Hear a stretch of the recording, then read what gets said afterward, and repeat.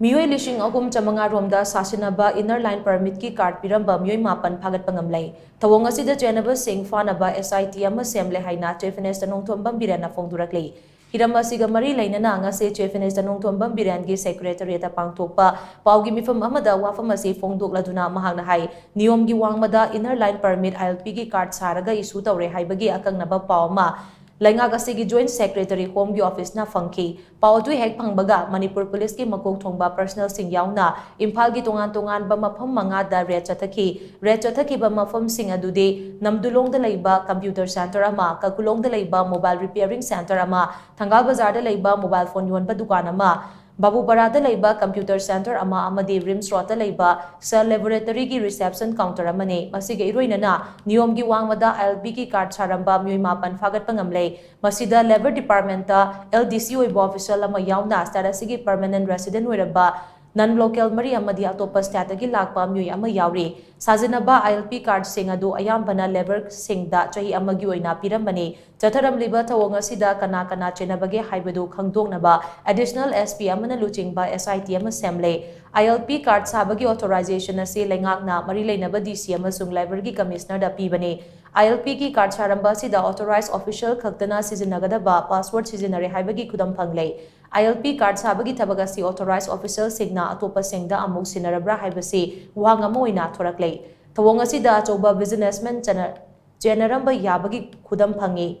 Asigumba tabagasi broker sing yauna gang oina leirabra haibagi chingnaba lei status sigi sakdam gi mayokta jatharam liba thouong ase lengangna compromise tawroi masida Chenaba khudingmak lengangna action logani lengaki machinery sing serious oina thabak tobiyo hauji oiriba pibam ase thabak toba matamda serious oidabagi khudamne sanfam kharagi dama corruption tobana lamdam asi kanba ngamloi mari leinaba authority singna ILP gi rule khangna thabak toba chungani natrabadi aikoi gi identity da akaiba kaya lakani maramadu Starasigi dama khallaga kathokpa amadi pukchel sengna thabak tausi hauji starasi da Sasinnaba ILP card paiba Meeoi sing lairabadi manak nakpa police station singda surrender tawbana achumba khongthang oigani karigumba police na check tawbada faba thoklabadi fine thiba yauna jail da leibasu yai haina Chief Minister Nongthombam Biren na makatana phongdokhi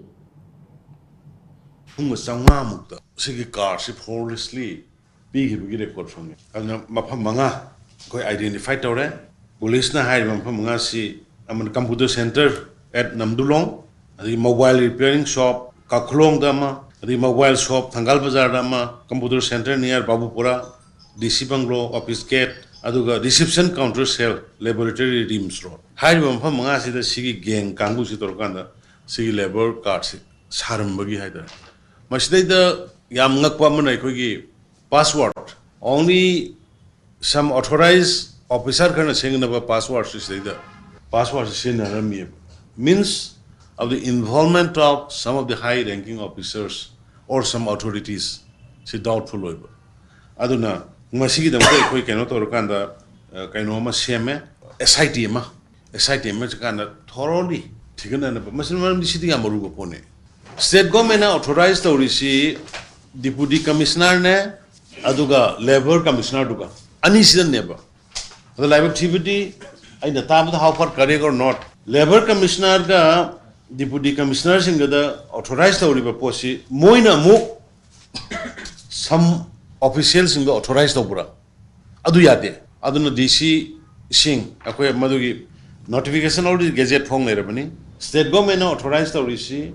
Deputy Commissioner sing adu Labor Commissioner sing. Sigi pamam di sigi posi lubani na amada Pangtog the Taholagadi Yarway, not of Moina Mo, Noina Kanaguma, unauthorized or Magadi Madu, quick said government Madu Noi the Shukui, legal election initiator, Kani Haina Simagai. Tamzake.